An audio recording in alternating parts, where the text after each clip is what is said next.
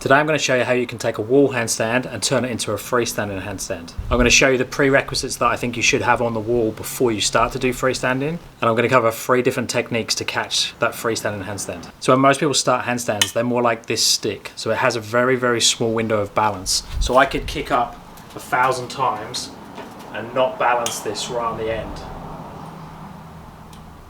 So I keep underbalancing or overbalancing. So underbalancing just means that I don't kick up enough. Overbalancing means I kick up too much and go too far. Now obviously what we want to do is hit that middle position and land in the middle. So I could do that with this stick 1,000 times and then hopefully try and catch that middle position and hold it for a few seconds.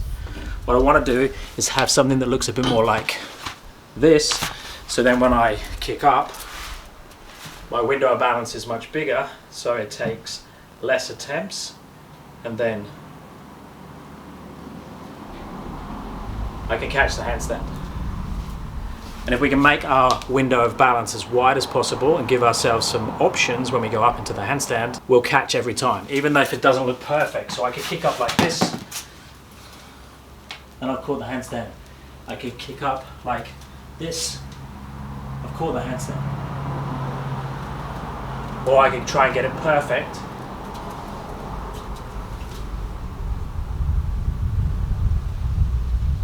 So let's run through the wall prerequisites first. So first, number 1, we need to be able to enter the handstand consistently. So either a kick or a jump, or ideally a bit of both.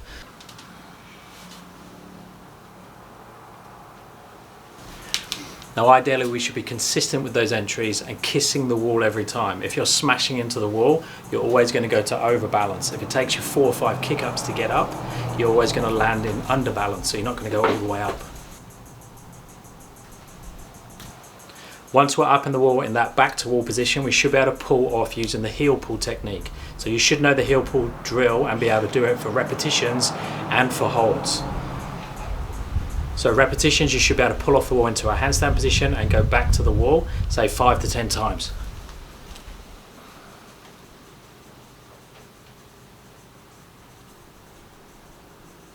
So if you can do that consistently 4 or 5 times, you should also be able to do that to at least a 10-15 second hold.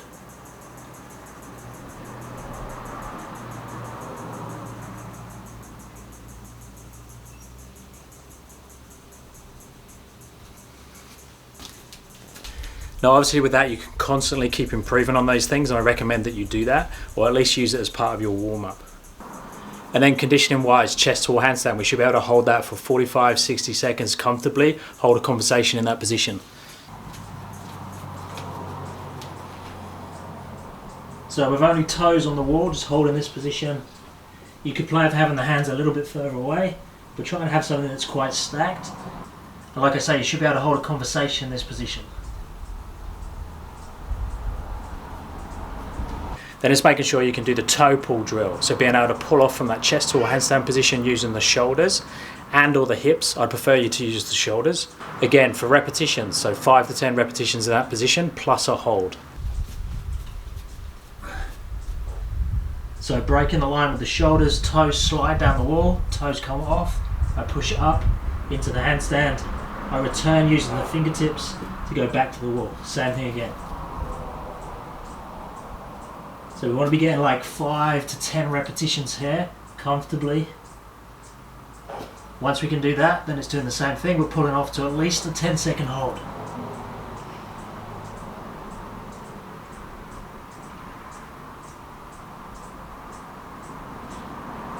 Returning back to the wall, coming back down with control. Now there are lots of other wall drills that are useful, but those are the 3 or 4 drills. So the entries, consistent entries, the heel pulls, both repetitions and holds, the toe pulls, both repetitions and holds, and the chest to wall conditioning duration holds 45 to 60 seconds. If you can do all those well, then you should be able to catch freestanding handstands no problem. So how do we make that transition? So when we go into the freestanding, most people are going to be a little bit nervous, or they're going to be gung-ho. Now the gung-ho people are going to overkick most of the time. Now they're people that either aren't worried about hurting themselves, or they're very comfortable to go over. So there might be someone who's very flexible into a back bend or a walk over or something like that. So they'll tend to overbalance too much. But majority of people will underbalance too much. So they'll keep their body behind and then they'll try and kick up because they don't want to fall on their back. So they'll do things like this.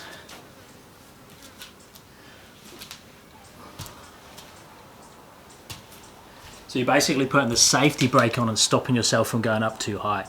When you kick up to freestanding, I think you have 3 different options. We have using straight arm strength. So that's kicking into a position we done on the toe pull. So that will be going into like a slight shoulder stand position. So like this. So I'm going to purposely kick to underbalance. So I'm exaggerating it quite a bit here. So I'm in that like planchy shoulder position.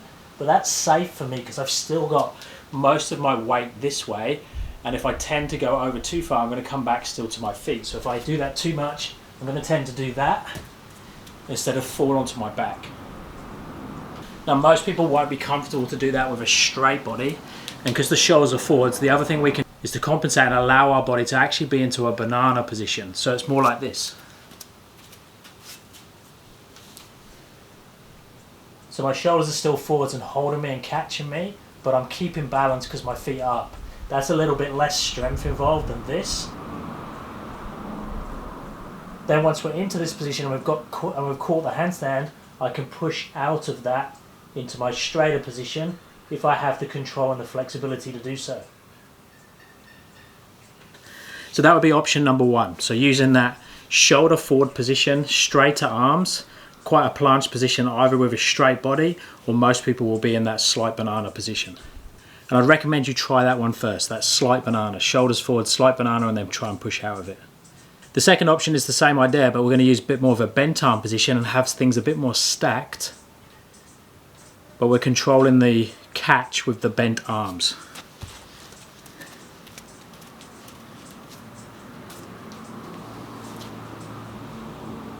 So I'm exaggerating it here, and then from there I push up and out. That one's very good and useful, especially if you like to jump to handstand. So when I jump to handstand, I bend my arms slightly and then push up into the handstand. And again, you need to let the body position, the body shape relax a little bit. Don't try and be like an arrow in that one. And then the third option is if your heel pulls and your toe pulls are strong enough, you'll have a big enough window of balance so you can kick into a near perfect position and catch in the middle. This is the one that most people will try for, but they'll tend to get tired and frustrated with because they'll kick up thousands and thousands of repetitions. So you're aiming to go straight to that line position and hit the sweet spot every time. Now it depends how big your window of balance is, will determine how much room for error that you have. But to recap, I'd go with the first one. So have the shoulders out a little bit, allow the body to be quite bananaed, kick up quite slow and controlled. So this version, shoulders forwards, kick up to a slight banana, and then from there, push out as much as you feel like you're balanced. Don't push yourself into an unbalanced position just because it looks nicer. So make sure you try those wall prerequisites first. It doesn't mean you should be able to hit all of them before you start playing with freestyle and handstands, but if you struggle with them, it means that you should be doing those as your sets and reps before you try and do your freestanding. And make sure you're not trying to demand such a straight line that's impossible to balance in it. Relax a little bit into a crappier position first, find your balance, and then in time push out of it into a straighter position. That could take weeks or months. Now let me know down in the comments if you have any questions with this one. Thumbs up and subscribe would be appreciated, and I'll speak to you next time. Thanks guys.